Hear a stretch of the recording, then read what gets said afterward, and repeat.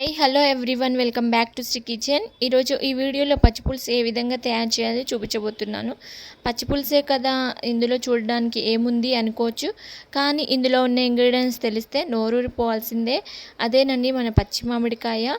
పచ్చి మామిడికాయతో పచ్చిపులుసు ఏ విధంగా తయారు చేయాలి అనేది వీడియోలో చూపించబోతున్నాను. అదేవిధంగా అందులోని హెల్త్ బెనిఫిట్స్ కూడా చూద్దాము. సబ్స్క్రైబ్ చేయండి. సబ్స్క్రైబ్ చేశారు కదా, ఇంకా వీడియో చూద్దాము. సమ్మర్లో మనకి రైస్ తినాలంటేనే ఒక విధంగా ఉంటుంది.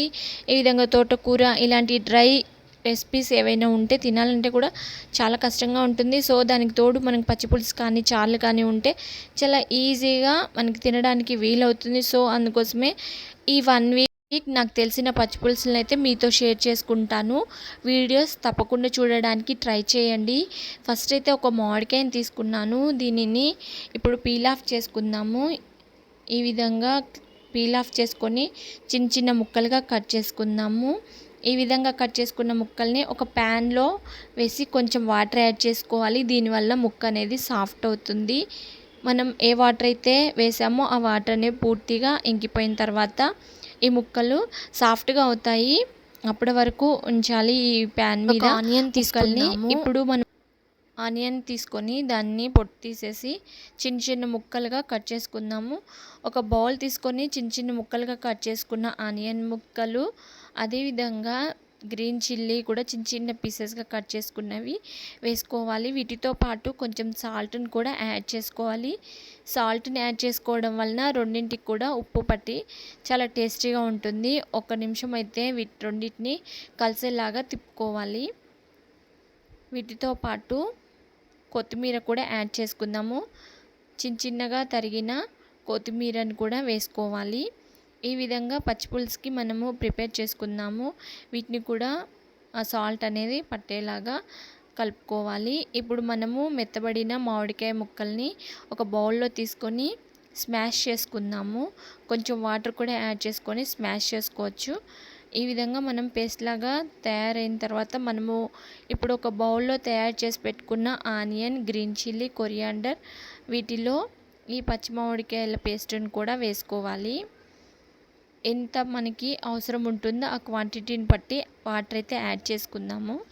ఈ విధంగా యాడ్ చేసుకొని మళ్ళీ ఒకసారి అయితే తిప్పుకుందాము. అంతేనండి, ఎంతో టేస్టీ అయిన పచ్చి మామిడికాయ పులుసు రెడీ. దీనిని తాలింపు వేసుకుందాము. తాలింపు వేసుకోవడం వలన చాలా టేస్టీగా ఉంటుంది. ఫస్ట్ అయితే ఒక కళాయి తీసుకొని కళాయి వేడయ్యాక ఆవాలు, 1 స్పూన్ జీలకర్ర, 1 స్పూన్ శనగపప్పు, 1 స్పూన్ మినప్పప్పు వేసుకోవాలి. ఇవి లైట్గా వేగిన తర్వాత ఇందులోనే 4-5 వెల్లుల్లి రెబ్బలు దంచిపెట్టినవి వేసుకుందాము. ఇంకా 5-6 ఎండుమిర్చి కూడా వేసుకున్నాను. వీటితో పాటు కరివేపాకు కూడా యాడ్ చేసుకోవాలి. ఇవన్నీ వేయించుకోవాలి బాగా వేగే వరకు. రెడ్ చిల్లీ కొంచెం వేగే వరకు వేయించుకొని మనం ఇప్పుడు ప్రిపేర్ చేసుకున్న మామిడికాయ మిశ్రమంలో వేయడమే. దీంతో పాటు కొంచెం పసుపు కూడా యాడ్ చేసుకుందాము.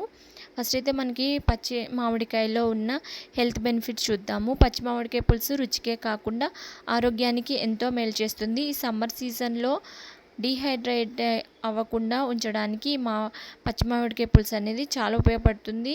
అదేవిధంగా ఇందులో ఉన్న పోలిక్ యాసిడ్, ఐరన్ రక్తహీనత వంటి సమస్యలు కలగకుండా చూస్తాయి.